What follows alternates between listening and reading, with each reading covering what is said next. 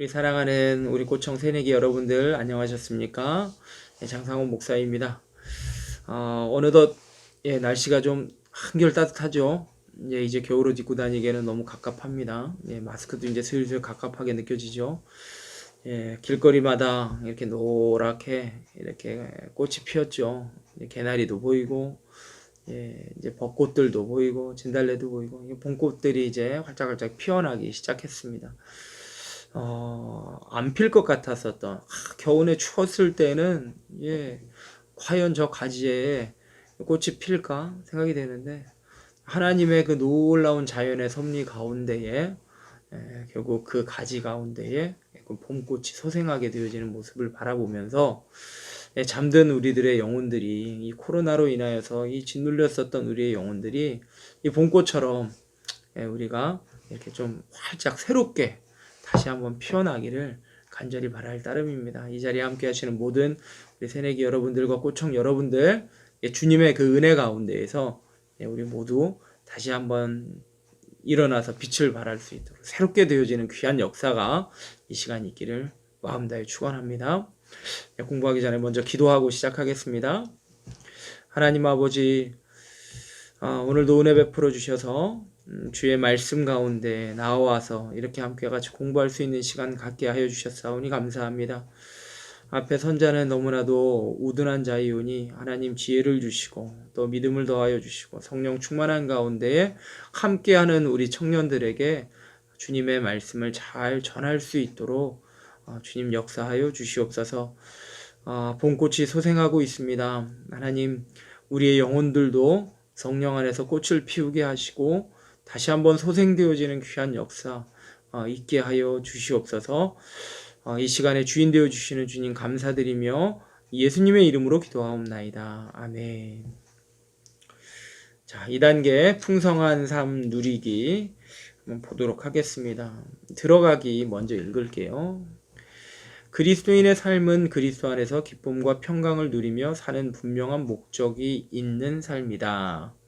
그리스도 안에서 고난이 올 때에도 기도와 찬양이 가능한 것은 그들의 확신과 신뢰의 근거가 그들 자신이 아니라 그들이 사랑하고 섬기는 살아계신 참 하나님께 있기 때문이다. 무서운 죽음을 기쁨과 감사로 용감하게 맞이할 수 있는 것은 살아계신 예수 그리스도와의 인격적인 생생한 관계에서 온 능력의 결과이다.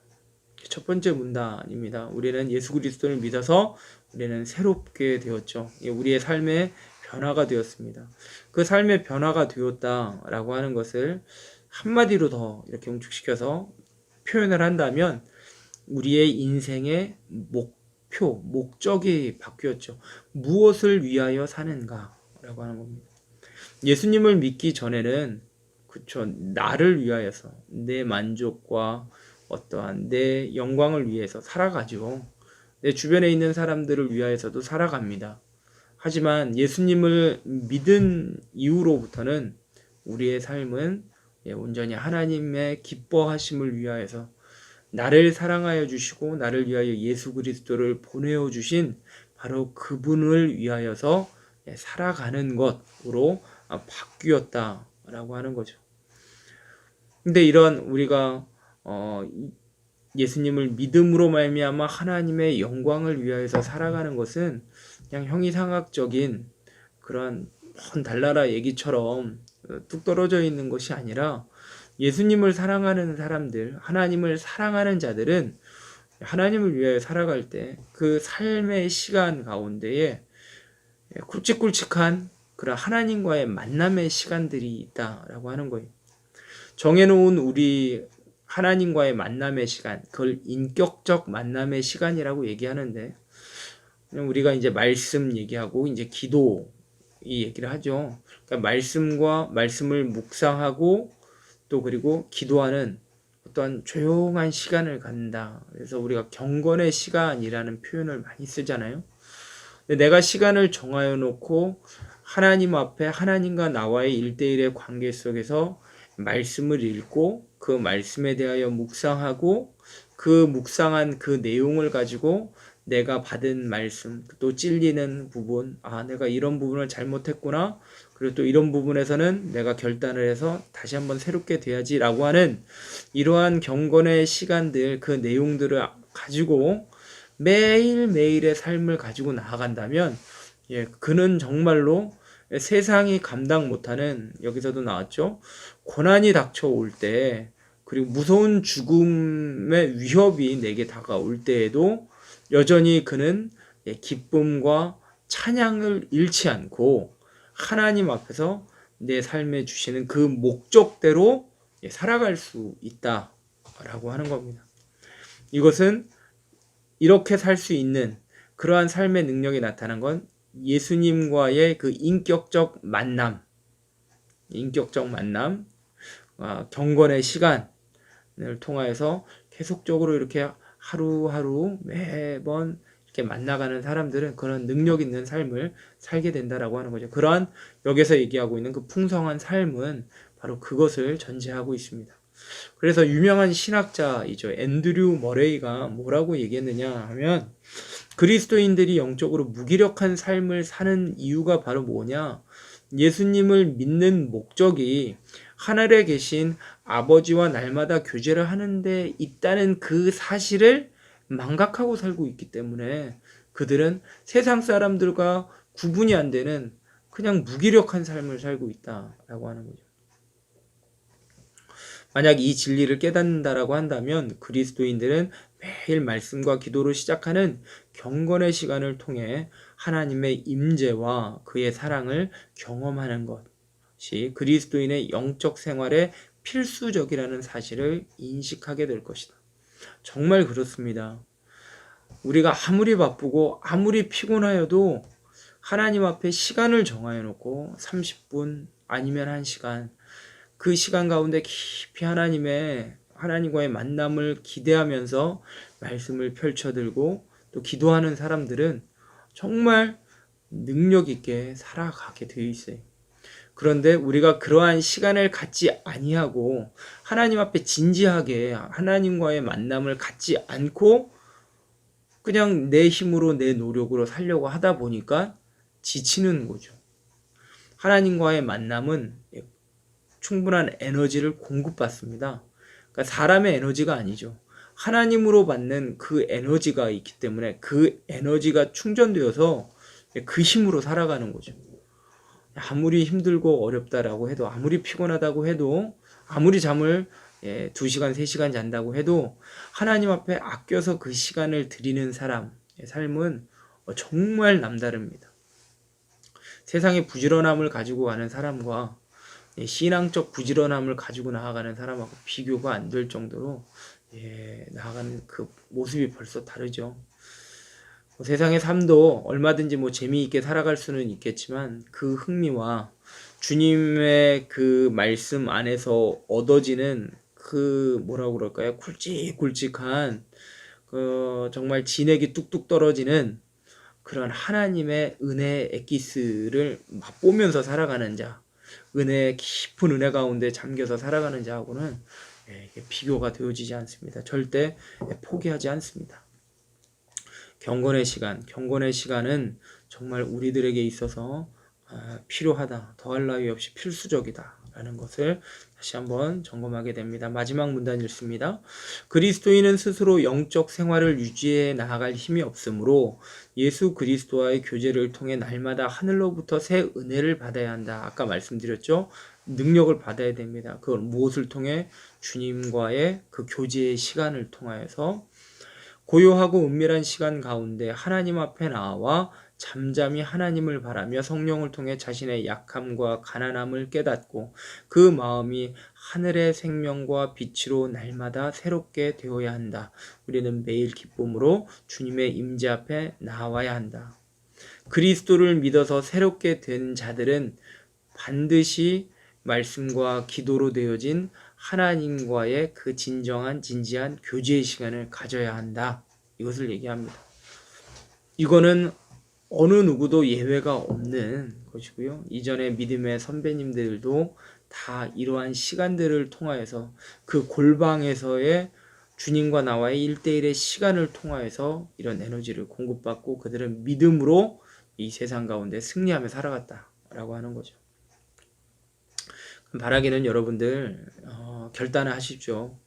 하루에 단 30분이라도 하루에 일어나는 시간보다 한 30분 일찍 일어나시는 거예요.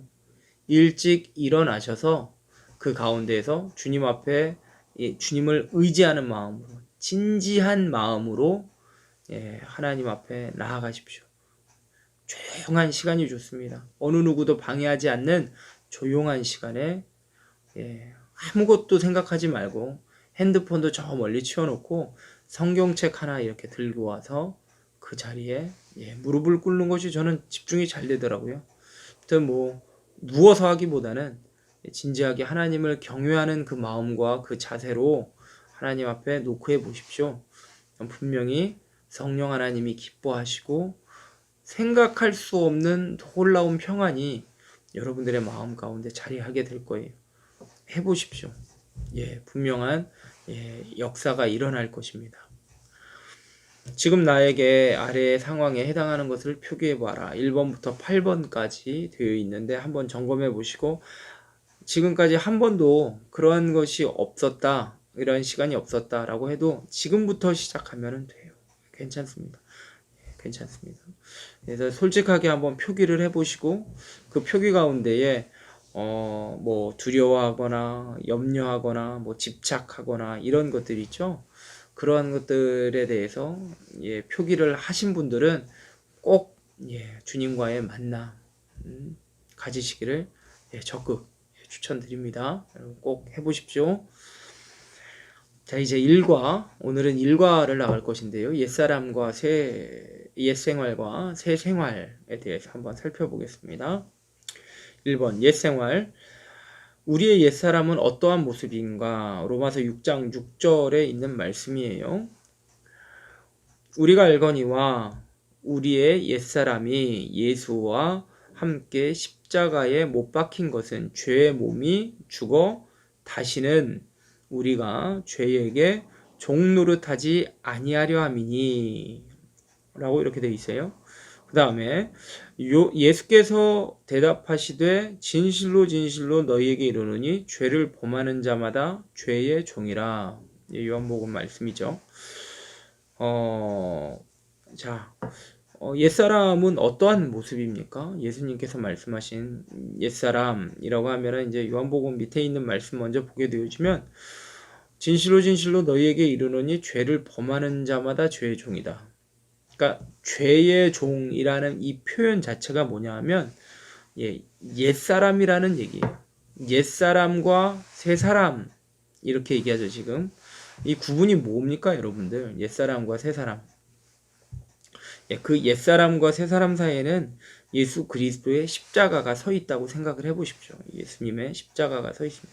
예수님을 믿기 이전의 내 모습이 옛사람이고요. 예수님을 믿은 다음의 모습이 새사람입니다. 설명이 조금 길어질 수도 있겠지만, 하나님께서 에덴 동산에서 아담에게 명령하셨죠. 이 선악을 알게 하는 나무의 과실을 따먹게 되는 경우에는 너가 정령 죽을 것이다 라고 하나님께서 경고해 주셨어요. 그랬는데 아담은 그 명령에 불순종하고 그 뱀의 유혹에 빠져 아내 하와가 먼저 죄를 범하고, 그 다음에 그 아내 하와의 권유로 말미암아서 그도 먹지 말아야 할 선악을 알게 하는 나무의 실과를 따먹었죠. 뭡니까? 하나님으로부터 불복종한 거예요. 하나님의 단 하나밖에 없었던 명령을 불복종한 거죠. 불순종한 거죠. 불순종하였다는 것은 하나님이 원치 않는 것을 행한 죄를 범한 것입니다. 죄 없는 자들이었어요. 처음에는 하나님의 형상으로 지음받고 하나님의 사람들로서 거듭나 하나님과 함께 동행하는, 같이 거니는 죄 없는 깨끗한 의인들이었어요. 그런데 죄의 그 뱀의 미혹으로 말미암아서 그들은 범죄하였고, 인류의 대표성을 가지고 있는 첫사람 아담의 범죄로 말미암아 이제 여인으로 말미암아서 낳고 하면서 그 죄의 것이 죄의 본성이라고 그러죠. 죄성이 인간의 몸 속에 유전되는 거죠. 계속 유전돼서 그것이 우리가 뭐 하고 안 하고의 어떠한 그런 것과 전혀 상관없이 우리는 그 죄로 물들여진 육신으로 태어나게 되어 있었어요. 그러니까 죄의 계속적인 유전이 계속 일어나는 거죠. 이 죄를 뭐라고 그러냐면 우리는 본질적인 죄, 원죄라는 거죠. 원죄. 원조라는 말 많이 쓰잖아요. 그때 근본 원자.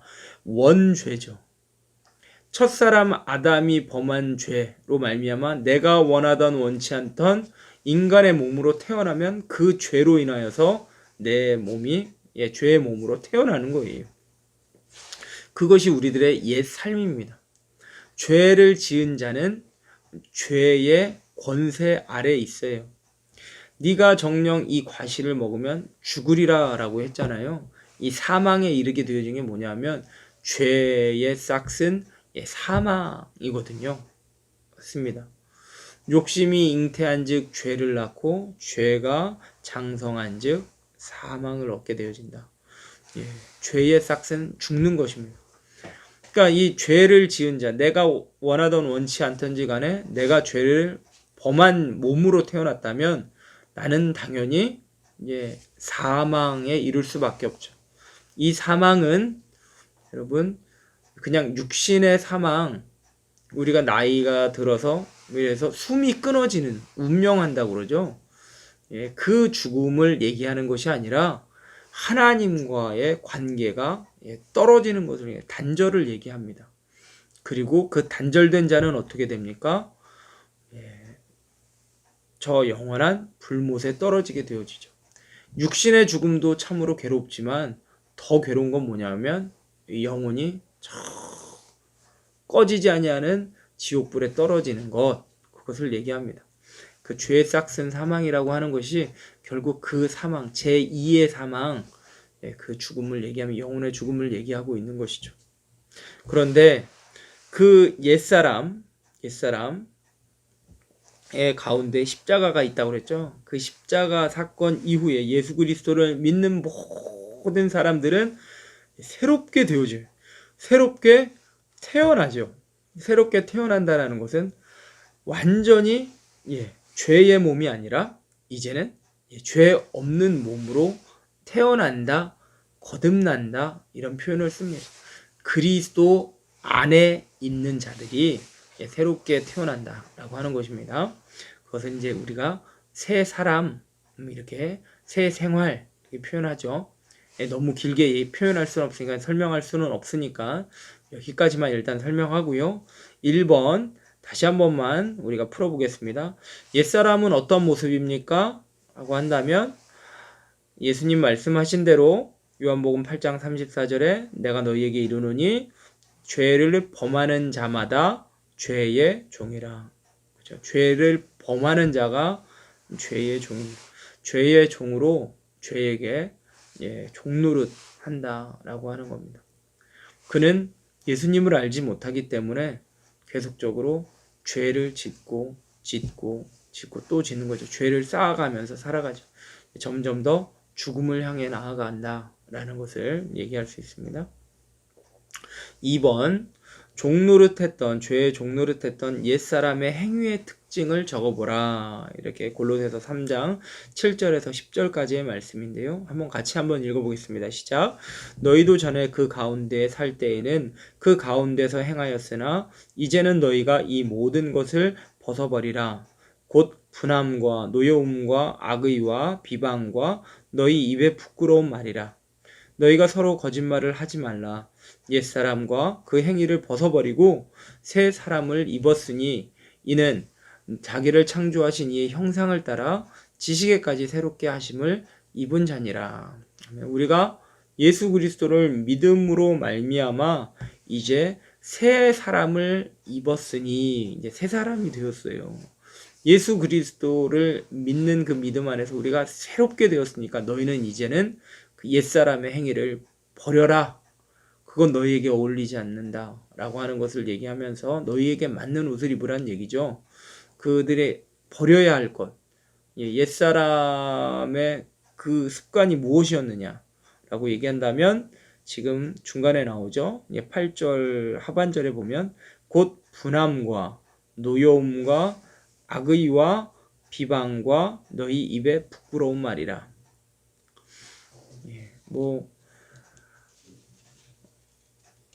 다 아는 내용들이죠. 단어들이죠. 단어를 제가 굳이 풀이하지 않아도 그렇습니다. 근데 노여움이라고 얘기하면 불쾌한 감정, 그렇죠. 성질 내는 거죠. 성질 내는 거. 근데 그 성질 내는 걸로 인하여서 상대방으로 하여금 굉장히 마음을 상하게 하는 그런 노여움을 얘기하고 있습니다. 불쾌한 감정. 악의라고 하는 거는 비도덕적인, 그러니까 윤리적이고 도덕적인 그런 것들도 있고, 하나님 앞에서 범죄하는, 근데 보통의 경우는 알고서도 짓는 죄, 그런 것들도 악의라고 하는 것입니다.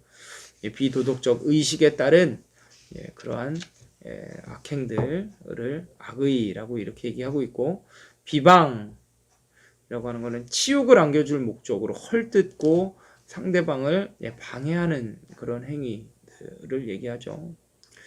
비방하는 거, 남이 보이지 않는 데서 자꾸 험담하는 거, 같은 말입니다. 부끄러운 말, 천하고 상스러운 말들, 그런 것들이죠. 그리고 거짓말, 참된 것이 아닌 꾸며낸 말들, 이런 것들 우리들에게 어울리지 않는다 라고 하는 거. 그러니까 그 옛사람의 습관들은 이러한 것들을 자행한다 라고 하는 것을 얘기합니다. 분함, 노여움, 악의, 비방, 부끄러운 말, 거짓말, 이런 것들, 이런 일들을 행하는 것을 얘기합니다. 자, 3번 보도록 하겠습니다. 그리스도 없이 선하게 살려고 노력하는 것에 대하여 어떻게 생각합니까? 그리스도를 믿지 않는 상황에서도 선하게 사는 것이 가능한가? 자기 기준에서는 얼마든지 선하게 살 수 있겠죠. 하지만 구원에 이르지는 못한다는 겁니다. 어쨌든지 간에 옛사람은 죄의 권세 아래 있고 결국에는 죽음으로써 맞이하게 되어지죠. 다시 얘기하지만 이 죽음은 육체적 죽음을 얘기하는 것이 아닙니다. 하나님과의 관계의 단절, 그리고 저 영원한 형벌의 장소로 떨어지는 그 모양을 얘기하고 있는 것입니다. 아무리 선한 마음으로 도덕적으로 또 구제를 하고 착한 일을 한다 하여도 하나님의 구원의 기준에 이르르지는 못하는 거예요, 저희가. 그죠? 그러니까 선하게 산다고 하여도, 노력하여도 예수님을 믿는 믿음 없이는 하나님의 구원을 얻을 수 없다, 이렇게 표현할 수 있을 것 같습니다. 2번 새 생활의 특징을 보도록 할게요. 새로운 피조물. 고린도후서 1장 17절, 5장 17절에 의하면 당신에게 무슨 일이 일어났는가? 그렇죠? 예수님을 믿는, 지금 영상 앞에 이제 계시는 분들은 다 여러분들은 예수 그리스도를 믿는 분들이죠. 이제부터가 여러분들에게 해당하는 말이에요. 5장 17절에 보게 되어지면은 그런즉 누구든지 그리스도 안에 있으면 새로운 피조물이라 이전 것은 지나갔으니 보라 새 것이 되었도다, 이렇게 되었죠. 무엇이 되었습니까? 예수님을 믿잖아요. 예수 그리스도 안에 들어가는 거죠. 예수 그리스도 안에 들어가요. 그러면서 우리의 모습이 예전에 죄의 종노릇하였었던 죄의 몸이 아니라 완전히 새로운 피조물이 되었다, 새롭게 되었다 라고 얘기하고 있습니다. 새롭게 되었다, 새롭게 되었다. 그죠? 이전의 것에서 이렇게 조금 더 이렇게 이전 것을 기반으로 해가지고 뭐가 이렇게 조금씩 이렇게 덧붙여지고 업그레이드 되고 이런 것들이 아니라 완전히 새 것이라는 것을 얘기하고 있어요.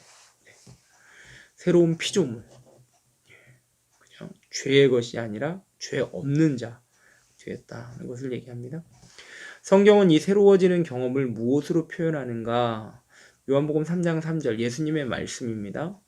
예수께서 대답하여 이르시되 진실로 진실로 내게 이르노니 사람이 거듭나지 아니하면 하나님 나라를 볼 수 없느니라. 하나님 나라를 볼 수 없다는 것은 하나님 나라에 들어갈 수 없다. 하나님의 구원을 얻을 수 없다. 그죠? 예, 앞에서 얘기한 새롭게 되었다는 것은 결국 거듭났다라는 거죠. 다시 태어난, 새롭게 되는 것을 얘기하고 있습니다. 다시 태어났다. 이 거듭남이라고 하는 것은 죄로 인하여서, 죄성으로 인하여서 완전히 오염되고 변질되었었던 그 모든 것들로 인하여서 하나님의 은혜가 우리 가운데 들어올 수가 없어요. 우리가 하나님의 것을 이해할 수가 없는 상황이 되죠. 그런데 이 거듭남의 역사를 경험하게 되면, 새롭게 태어나는 역사를 갖게 되어지면 그 새롭게 태어남과 동시에 모든 죄성이 우리의 강팍하였었던 그런 굳은 마음들이 부드럽게 되어지고요. 그런 것들이 사라지니까, 그러므로 인하여서 하나님의 말씀이 내 안에 들어왔을 때 그 말씀이 이해가 되어지고 은혜가 되어집니다. 그렇게 하기 위해서 그게 어떤 우리의 의지로 되어지는 게 아니라 하나님이 그렇게 마음의 밭을 완전히 바꿔버리시는 거예요. 하나님의 말씀이 은혜가 되어지고 하나님을 우리 아버지라 부르고 예수님을 주님이라 부르고 어떤 그러한 놀라운 변화가 우리의 믿음 가운데서 이루어지게 됩니다. 3번, 2번에 3번. 당신은 새로워지기 위해서 무엇을 했는가? 에베소서 2장 8절에서 9절 같이 읽습니다. 시작. 너희는 그 은혜에 의하여 믿음으로 말미암아 구원을 받았으니 이것은 너희에게서 난 것이 아니요 하나님의 선물이라. 행위에서 난 것이 아니니 이는 누구든지 자랑하지 못하게 하려 함이라. 자, 여러분들, 우리가 새로워지기 위해서 우리는 무엇입니까? 예, 새로운 그 구원을 얻기 위하여서 새 생명을 우리가 선물로 받아들인 것, 믿은 것이죠. 믿은 것. 주님께서 날 위하여서 십자가에 달려 돌아가셨습니다. 나의 죄를 위하여 주님이 친히 2000년 전에 십자가를 지셨습니다. 죽으셨습니다. 라고 하는 사실을 내가 믿고 받아들이고 그걸 말로 고백을 하죠. 그것 외에는 우리가 한 게 아무것도 없죠. 다 하나님이 하시는 겁니다. 우리의 믿음의 고백을 통하여서 하나님이 다 우리 안에서 우리의 마음의 밭을 일구어 주시고 우리를 거듭나게 하시고 새롭게 하여 주셨습니다. 그러니까 신약의 이 에베소서에서의 이 거듭남을 구원을 받았다라는 표현으로 하였습니다. 그러니까 구원받았다, 새로운 피조물이 되었다, 그리고 또 거듭났다. 이 표현은 다 같은 표현들입니다. 자, 새로운 관계 한번 보도록 할게요. 새로운 피조물에 지나서 새로운 관계. 하나님과의 새로운 관계가 있습니다. 하나님과의 새로운 관계. 동그라미 1번. 당신은 하나님과 어떤 관계가 되었습니까? 요한복음 1장 12절 말씀. 영접하는 자 곧 그 이름을 믿는 자들에게는 하나님의 자녀가 되는 권세를 주셨으니. 예수님을 믿는 믿음으로 말미암아서 우리는 어떻게 됩니까? 부자관계. 아버지와 아들, 아버지와 자녀의 관계가 되었죠. 하나님이 누가 되었어요? 하나님은 나의 아버지가 되었습니다. 여러분들의 아버지가 되었다는 거죠. 하나님 어떤 분이십니까? 이사야서 49장 15절 말씀인데요. 같이 읽습니다. 시작. 여인이 어찌 그 젖 먹는 자식을 잊겠으며 그 태에서 난 아들을 긍휼히 여기지 않겠느냐. 그들은 혹시 잊을지라도 나는 너를 잊지 아니할 것이라 라고 말씀하십니다. 우리와의 관계를 먼저 어머니, 여인이 그 젖 먹는 자식을 잊을 수가 없겠죠. 당연히 잊을 수 없습니다. 어머니와 자녀의 관계인데요. 자기가 낳은 아이를 절대 잊을 수가 없죠. 그죠? 그랬는데 혹 잊는다 할지라도 하나님은 절대 잊지 않는다. 우리를 기억하신다. 예, 라는 얘기입니다. 하나님은 우리의 육신의 부모보다도 더 큰 사랑, 완전한 사랑으로 우리를 품어주시고 영원히 놓지 않는다라는 것을 얘기합니다. 그러한 하나님이시다는 거죠. 뭐 우리가 하나님의 자녀됨을 어떻게 알 수 있는가? 뭐 어떻게 우리가 알 수 있죠? 성경 말씀에 의하면 로마서 8장 16절, 갈라디아서 4장 6절에 있는 말씀을 읽어보겠습니다. 성령이 친히 우리의 영과 더불어 우리가 하나님의 자녀인 것을 증언하시나니, 성령님이 하나님의 자녀인 것을 증명, 보증서 주시는 거예요. 그러니까 우리 안에 있는 성령 하나님이 우리 눈에는 보이지 않지만 예수님을 믿음으로 말미암아 성령님이 우리 마음 가운데 오시거든요. 중심 가운데 오세요. 그리고 하나님이 우리를 보셨을 때 우리 안에 있는 성령님의 그 증언하시는 음성을 듣는 거죠. 이 아이가, 이 친구가 바로 하나님의 자녀입니다. 이 친구라는 표현이거든요. 상원이는 하나님의 자녀입니다. 라는 것을 계속적으로 이 안에 계신 그 자체가 보증이죠. 보증이 되어진다. 라고 하는 겁니다. 성령을 통하여서 우리 안에 내주하심으로 말미암아서 하나님의 자녀됨을 알 수 있고, 또 갈라디아서 4장 6절에 보면 너희가 아들이므로, 우리 얘기하는 거죠. 다 모두를 얘기합니다. 하나님이 그 아들의 영을 우리 마음 가운데 보내사 아빠 아버지라 부르게 하셨느니라. 성령 하나님이 우리 안에서 하나님의 자녀임을 증언해 주시고, 또한 우리는 입술로 하나님을 향하여 아빠 아버지라고 부르는 거죠. 예.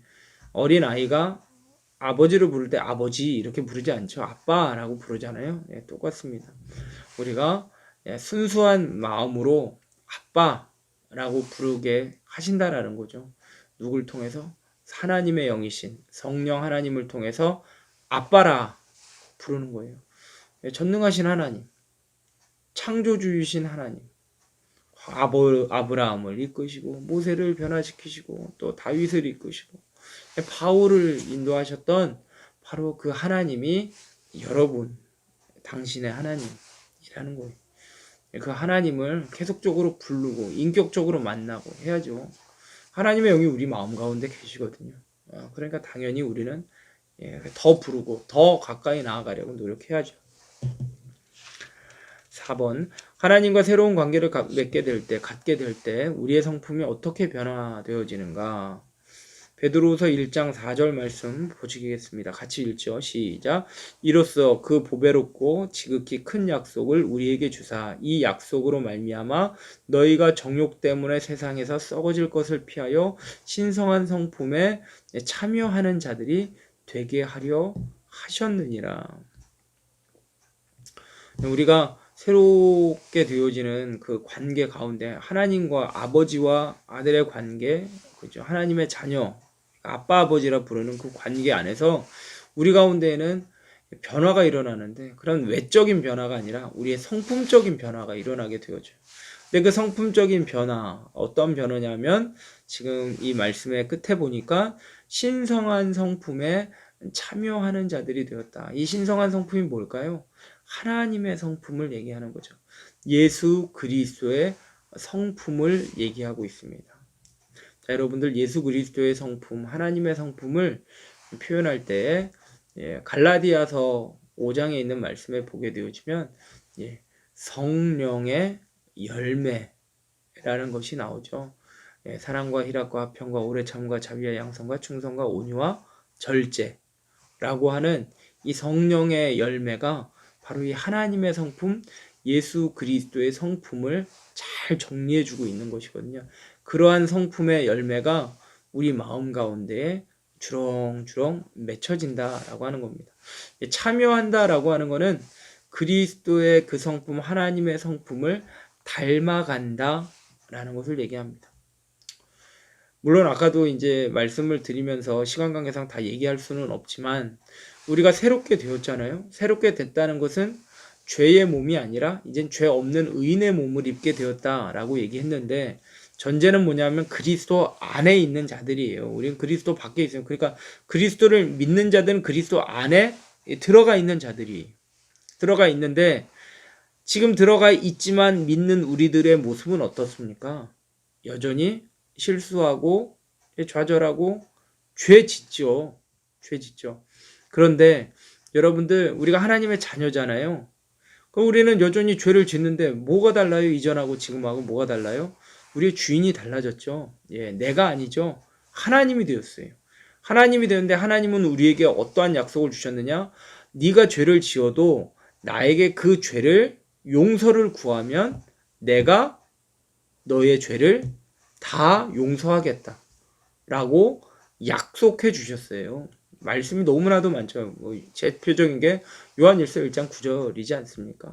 하나님 미쁘시기 때문에 우리가 어떤 죄든지 주님 앞에 고백하고 용서를 구하면 주님은 미쁘셔서 신실하시기 때문에 언제 어디서나 똑같은 모양으로 우리의 모든 죄를, 우리의 불의를 다 용서해 주시고 사하여 주시겠다 약속해 주셨잖아요. 하나님과 무관한 자가 죄를 짓는 것과 하나님의 자녀인 우리가 죄를 짓는 것은 다른 거예요. 우리는 부모님의 자녀로서, 부모의 자녀로서, 하나님이 부모님, 아버지죠.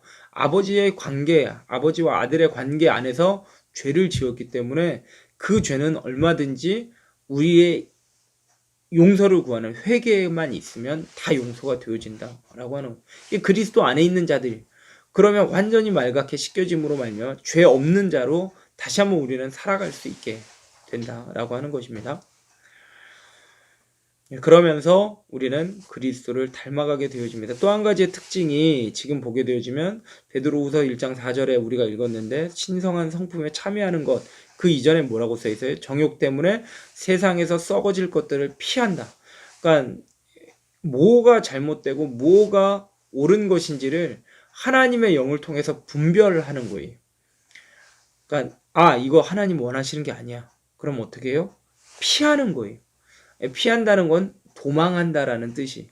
그것과 맞서 싸우는 거랑은 개념이 완전히 달라요. 여러분 우리가 그 죄, 세상의 죄와 이렇게 싸울 때 싸워 이길 수 있을까요, 여러분? 예, 100점 100패할 수밖에 없어요. 우리는 너무 미련하고 우리는 연약하기 때문에 그래요. 그리고 우리의 옛사람의 모습이 우리들의 그 죄의 습관이 우리 몸에 아직 남아있기 때문에 그래요. 하지만 성령이 우리 안에 계시죠.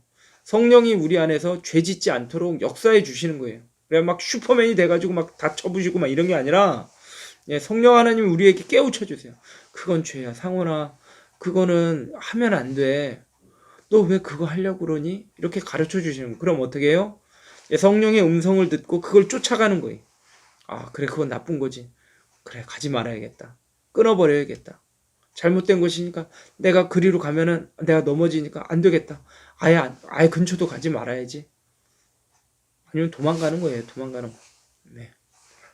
이런 모양들이 우리 가운데 있기 때문에 우리는 그리스도 안에서 그리스도의 성품, 하나님의 거룩한 성품을 닮아가는 신성한 성품에 참여하는 자가 된다라는 것이죠.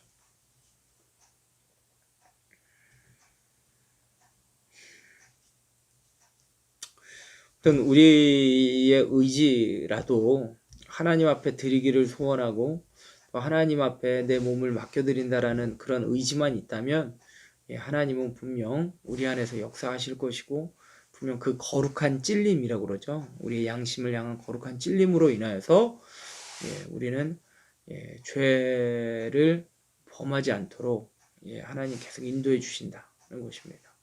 선한 열매를 맺는다는 거죠.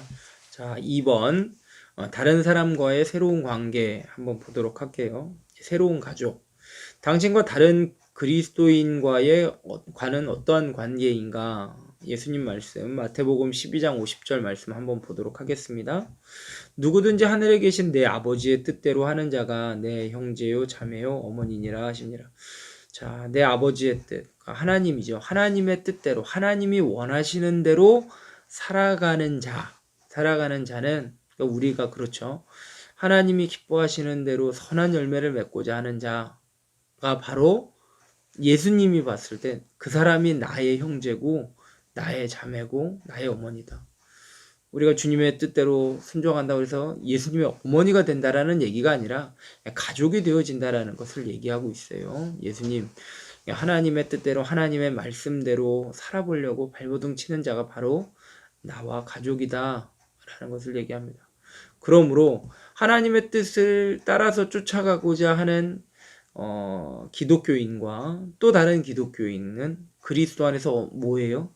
형제가 되는 것이고 자매가 되어지는 것입니다. 가족이에요, 가족. 새로운 가족. 그쵸? 이것을 권속이라는 표현을 쓰는데 에베소서 2장 17절 19절 17절에서 19절까지의 말씀 보겠습니다. 또 오셔서 먼 데 있는 너희에게 평안을 전하시고 가까운 데 있는 자들에게 평안을 전하셨으니 이는 그로 말미암아 우리 둘이 한 성령 안에서 아버지께 나아감을 얻게 하려 하심이라. 그러므로 이제부터 너희는 외인도 아니요 나그네도 아니요 오직 성도들과 동일한 시민이요 하나님의 권속이라 라고 얘기하죠. 자, 지금 뭐 사실은 이 좀 얘기가 복잡하긴 하지만 여기에서 말하는 둘이라고 하는 표현을 쓰고 있죠. 하나가 있고 또 하나가 있어요. 그러니까 지금 부류가 두 부류가 있는데 뭐냐 하면 구약 시대는 이스라엘 백성들, 유대인들을 향한 선택받은 그 백성들을 통해서 하나님의 구원을 나타내 주셨죠. 그래서 이제 거의 뭐 이스라엘만 하나님의 선택된 백성이냐? 근데 신약 시대로 넘어오면서 사도들과 예수 그리스도를 믿는 제자들이 다 이제 유대 땅에서 흩어지게 되어지죠. 흩어지면서 온 세상에 복음을 전하게 되어집니다. 그러니까 유대인들과 이방에 있는 민족들, 그러니까 유대인이라는 한 부류와 또 이방인이라고 하는 한 부류가 있어요. 그래서 여기서 얘기할 때 지금 가까운 데 있는 자들은 또 뭐 이제 유대인들을 얘기하고 또 그리고 저 먼 데 있는 자들은 이방인들을 얘기하죠. 구약의 율법적인 사관으로 본다면 마땅히 이방인들은 구원받지 못하는 자들이에요. 왜? 하나님이 선택하지 않았고 그들은 하나님을 모르는 자들이었어요. 하지만은 예수 그리스도를 통하여서 성령을 받아서 그 선택되어지는 예수님의 제자들이 사방으로 흩어졌죠. 흩어지면서 복음을 전했습니다. 그 복음을 성령을 통하여서 받아들였고 믿었습니다.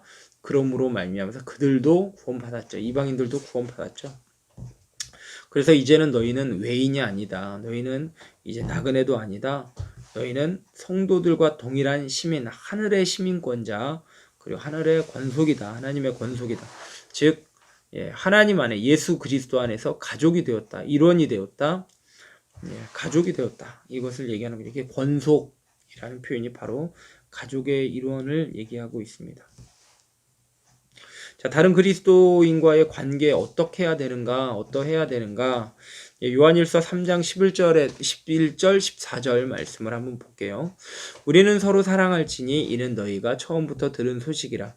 우리는 형제를 사랑함으로 사망에서 옮겨 생명으로 들어간 줄을 알거니와 사랑하지 아니하는 자는 사망에 머물러 있느니라. 자, 이게 요한 1서 3장 11절 14절에 있는 말씀인데요. 우리가 하나님의 성품을 닮아가는 자라고 얘기했잖아요. 아까 그 하나님의 성품을 갈라디아서 5장에 있는 23절, 24절에 보게 되어지면 성령의 열매라고 얘기하는데 성령의 첫 번째 열매가 뭐냐면 사랑과 희락과 화평과 뭐 이런데 사랑이잖아요. 사랑이잖아요. 자, 우리는 사랑할 수밖에 없어요. 하나님의 성품을 닮아가고자 하는 신성한 성품에 참여하고자 하는 자들에게 나타나는 첫 번째가 뭐냐면 사랑이라는 열매. 형제를 사랑하는 거. 형제라고 하니까 그 형제를 얘기하는 게 아니라 가족. 우리 다른 기독교인들을 그 사랑을 얘기하고 있는 것입니다. 예수님께서도 우리들에게 말씀해 주셨을 때 너희가 서로 사랑해야 된다. 내가 너희에게 새 계명을 주노니 서로 사랑하라. 너희가 서로 사랑할 때에 사람들이 너희를 보고 내 제자인 줄을 알리라. 라고 이렇게 제자인 줄 아는 첫 번째 기준이 뭐냐면 그들에게 나타난 사랑의 열매를 통하여서 그들이 알게 되어진다. 라고 하는 거죠. 근데 사랑을 해야 되는데 사랑하지 않아요.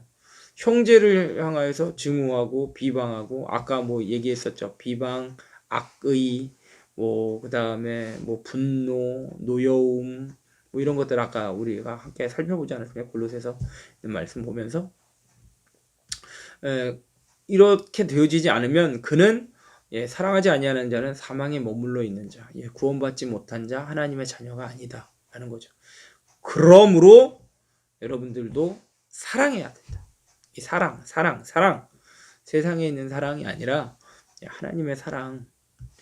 요한일서 4장 8절에 사랑하지 아니하는 자는 하나님을 알지 못함이라. 왜냐하면 하나님은 사랑이시기 때문에. 요한일서 4장 8절에 그렇게 기록되어 있어요. 하나님을 알고 하나님을 믿는 우리들이 사랑하지 않아. 하나님이 사랑이신데 그건 하나님 모르는 사람이랑 똑같다라고 하는 거죠. 서로 사랑해야 한다는 것을 얘기합니다. 사랑합시다. 사랑합니다. 오글거리죠. 자, 2번 동그라미 2번 복의 통로입니다. 그리스도인으로 새 삶을 시작한 후 우리의 대인관계는 어떻게 달라져야 하는가?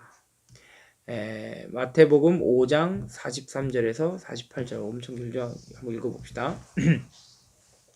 또 내 이웃을 사랑하고 내 원수를 미워하라 하였다는 것을 너희가 들었으나 나는 너희에게 이르노니 너희 원수를 사랑하며 너희를 박해하는 자를 위하여 기도하라.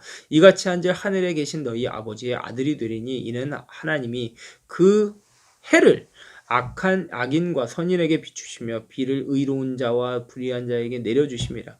너희가 너희를 사랑하는 자를 사랑하면 무슨 상이 있으리요? 세리도 이같이 아니하느냐?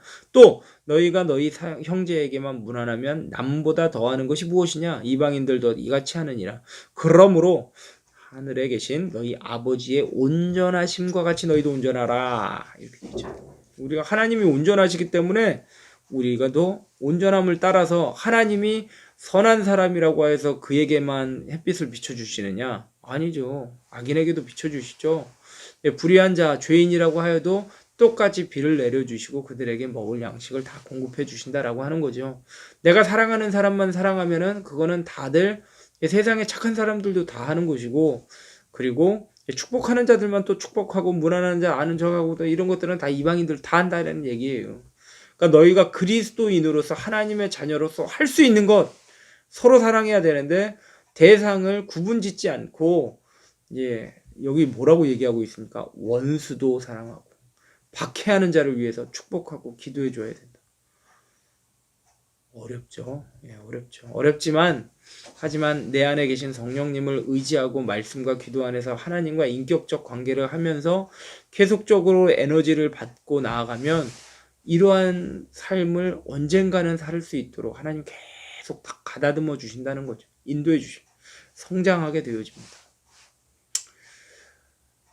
그런 성품을 다다를 수 있도록 인도해 주신 거예요. 저도 많이 부족하고 하지만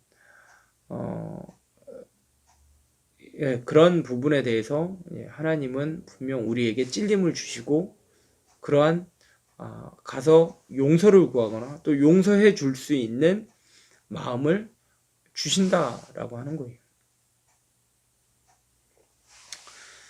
그래서 답을 달아본다면 사랑할 수 있는 사람만 사랑하는 게 아니라 원수도 사랑해야 된다. 핍박하는 자, 박해하는 자를 위하여 기도한다. 이런 표현으로 이렇게 쓸 수 있을 것 같아요. 세상 속에서 하나님은 우리에게 어떠한 직책과 일을 주셨는가? 고린도후서 5장 18절에서 21절까지의 말씀 읽어보겠습니다. 시작. 모든 것이 하나님께로부터 났으며 그가 그리스도로 말미암아 우리를 자기와 화목하게 하시고 또 우리에게 화목하게 하는 직분을 주셨으니 화목하게 하는 직분. 곧 하나님께서 그리스도 안에 계시사 세상을 자기와 화목하게 하시며 그들의 죄를 그들에게 돌리지 아니하시고 화목하게 하는 말씀을 우리에게 부탁하셨느니라. 그러므로 우리가 그리스도를 대신하여 사신이 되어 하나님이 우리를 통하여 너희를 권면하시는 것 같이 그리스도를 대신하여 간청하노니 너희는 하나님과 화목하라. 하나님이 죄를 알지도 못하신 이를 우리를 대신하여 죄로 삼으신 것은 우리로 하여금 그 안에서 하나님의 의가 되게 하려 하심이라 라고 얘기했죠. 그리스도를 통하여서 하나님과 화목하게 만들어 주셨다라고 하는 거예요. 그리스도께서 하나님의 대사, 하나님의 사신이 되어서 우리에게 오셔서 화목하게 만들어 주신 것처럼 우리도 하나님의 사신으로서 대사로서 화목하게 하는 직분을 우리에게 주신 거예요. 화목하게 하는 하나님과의 막혔었던 담이 죄로 인하여서 막혔었던 담이 예수 그리스도의 십자가로 인하여서 허물어졌죠. 그래서 우리가 하나님과 화목하게 되었잖아요. 그와 마찬가지로 그 화목하게 되어진 우리가 예수님과 같이 예수님과 동일하게 이 땅 가운데서 화목하게 하도록 화목의 직분을 우리에게 주시는 거예요. 그래서 그리스도의 대사로서 아직 예수님을 모르고 하나님을 알지 못하는 자들에게 다가가서 화목하게 할 수 있는, 하나님과 화목하게 하는 직책을 우리에게 맡겨주셨다.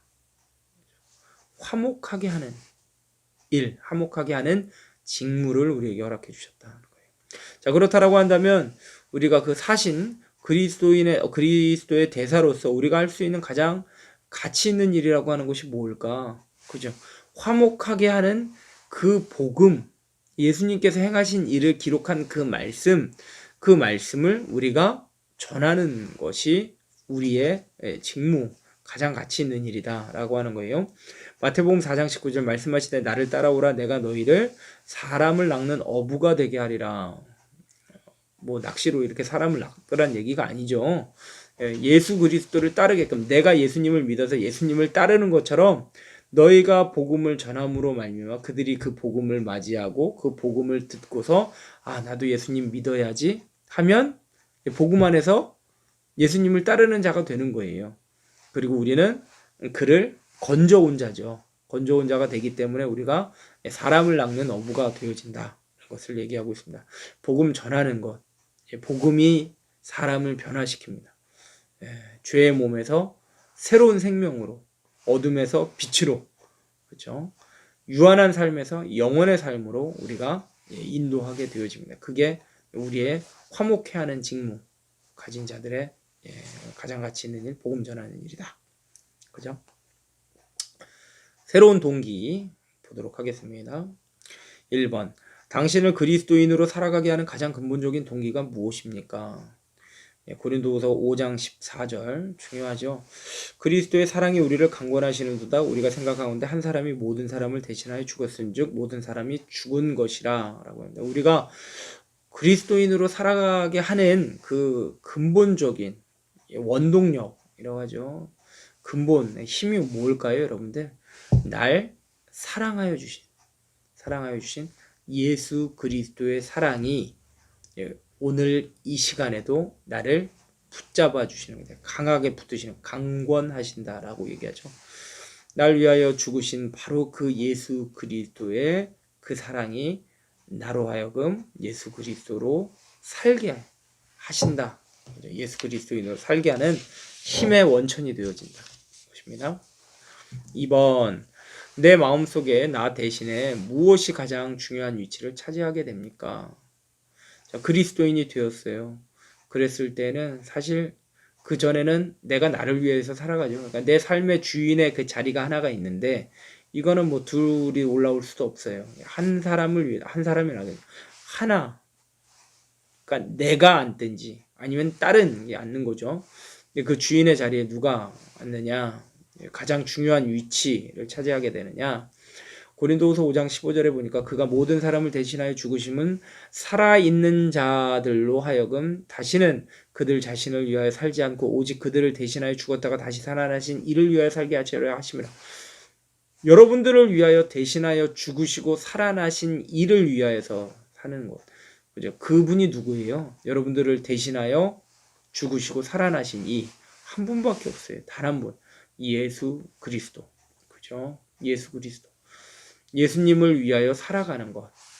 그게 가장 중요합니다. 나 대신하여 가장 중요한 위치를 차지하는 것, 내 삶의 가장 중요한 위치 차지하는 것, 오직 그분 예수 그리스도 찾아가는 거죠. 갈라디아서 2장 20절 말씀 우리가 잘 알듯이 내가 그리스도와 함께 십자가에 못 박혔나니 그런즉 이제는 내가 사는 것이 아니고 내 안에 그리스도께서 사시는 거죠. 내 안에 그 보좌 가운데 누가 살아요? 그리스도께서 살아가시는 것이다. 그래서 나를 그러므로 말미암아 내가 이제 육체 가운데 사는 것은 내가 육체 가운데 산다는 것은 뭐 육체, 세상, 죄 이걸 얘기하는 거예요. 내가 이 세상 가운데서 살아갈 때 호흡하면서 살아가는 것은 과연 누구를 위하여 살아가느냐? 나를 사랑하사 나를 위하여 자기 자신을 버리시는 하나님의 아들을 믿는 믿음으로 사는 것이다. 주님을 하나님의 아들을 믿고 그 아들을 위하여서 살아가는 것이다. 라고 이렇게 사도 바울이 고백하고 있지 않습니까? 나를 대신하여 죽었다가 다시 사신 예수님, 그분이 주인이시니까 우리는 그 생명을 받은 자로서 예수님과 동행하고 예수님과 교제하고 예수님과 만나 그리고 예수님을 소개하고 또 그렇죠. 그래서 예수님께로 인도하고 이게 우리의 삶의 모양이 되어진다. 이런 것을 얘기합니다. 골로새서 3장 1절에서부터 3절은 당신이 그리스도인으로서 새 삶을 사는 것과 관련하여서 두 가지의 사실을 얘기하고 있습니다. 자, 첫 번째, 옛사람은 어떻게 되었습니까? 볼게요. 3절. 이는 너희가 어떻게 됐다? 죽었죠. 죽은 자는 다시 살아나지 않아요. 그러니까 옛사람은 죽어버렸어요. 이미 죽었어요. 끝났죠. 죽었다는 것.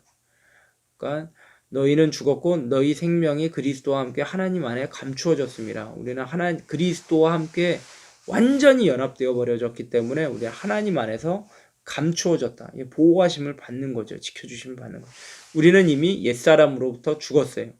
죄와 사망의 권세가 우리를 어떻게 하지를 못해요. 왜? 우리는 그리스도와 함께 하나님 안에 감추어진 보배들이기 때문에 그렇습니다. 죽었습니다.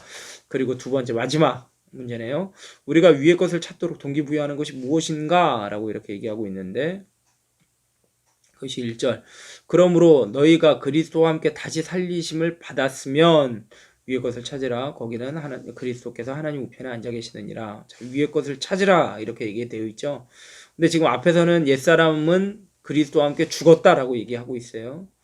자, 그러면 지금 우리들에게 전제되어져 있는 것 사실 두 가지 사실 중에 하나, 우리는 죽었고 이제 그리스도와 함께 다시 살리심을 받았다 얘기하고 있어요. 나는 아무런 변화가 없는데요. 나 다시 살아나는 거 아닌데, 나 부활한 거 아닌데, 나 죽었다가 살아난 거 아닌데, 이렇게 얘기하는 게 아니라 하나님이 우리를 바라보셨을 때 우리의 영적 주소가 이미 이전되어 버리는 거죠. 여러분들 주민센터에 가서 이사를 한 다음에 여러분들 주소 이전에 대한 신고를 하지 아니하면 여러분들의 주소는 옛 주소 그냥 그대로 남아 있어요. 그러면 어떤 일이 일어납니까? 여러분들 그쵸. 옛 주소지로 결정적인 것들이 나라에서 이렇게 보내는 거라든지 이런 것들이 다 옛날 주소로 다 가게 되어져 있잖아요. 여러분들이 새 주소지, 새 집에서 마땅한 권한을 갖기 위해서는 반드시 그런 새 주소지로 이전했다는 것, 이사했다는 것을 신고하게 되어 있죠. 전입신고라는 표현을 쓰잖아요. 그와 마찬가지로 우리는 알지 못하지만 하나님께서 바라보셨을 때, 하나님께서 우리를 보았을 때 우리가 예수 그리스도를 믿는다라고 한다면 그리스도와 함께 이미 죽은 거죠.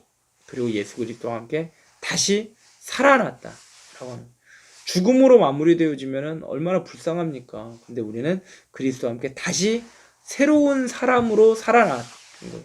그 새로운 몸을 입은 거예요. 그래서 우리는 구원을 받는 것이고 하나님의 자녀로 살아가는 것이고 하나님을 알고 하나님과 깊은 교제를 누리며 화목하면서 살아간다라고 하는 거예요.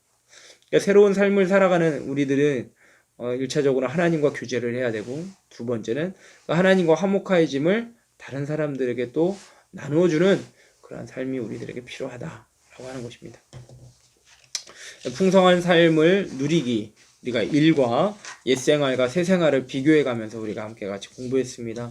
옛생활 죄의 권세 가운데 빠져서 나를 위하여서 내 욕심대로 내 정욕대로 사는 그 모습이 아니라 이제는 하나님을 닮아가는 자, 예수 그리스도 안에서 다시 살아가는 하나님의 자녀된 자로서 우리는 마땅히 하나님의 성품에 참여하고 또 하나님께서 우리에게 화목해 하여 주시는 그 귀한 맡겨주신 직무를 잘 감당하면서 원수도 사랑하고 박해하는 자를 위하여 기도하고 이런 변화된 삶을 살아야 할 줄 믿습니다. 사랑하는 우리 새내기 여러분들 꼭 약속하시죠. 하루에 30분. 저 30분 없는데요. 여러분들 커피 마시는 시간 아니면은 게임하는 시간 소중하죠, 여러분들에게. 그리고 뭐 영화 보는 시간, 뭐 여러 가지 여가 선용하는 시간들이 있잖아요. 그런 시간들을 우리가 주구장창 잘 이게 고집스럽게 챙겨가는데 밥 먹는 시간.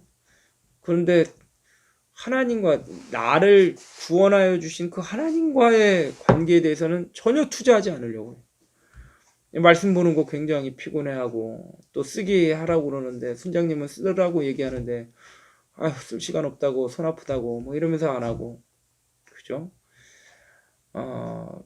꼭 하루에 일어나는 시간을 어떻게 조절을 해보시든지 아니면 자는 시간을 저는 추천해 드리기로는 자는 시간보다는 일어나는 시간이 더 좋다는 거죠. 왜? 정신이 맑기 때문에 그래요.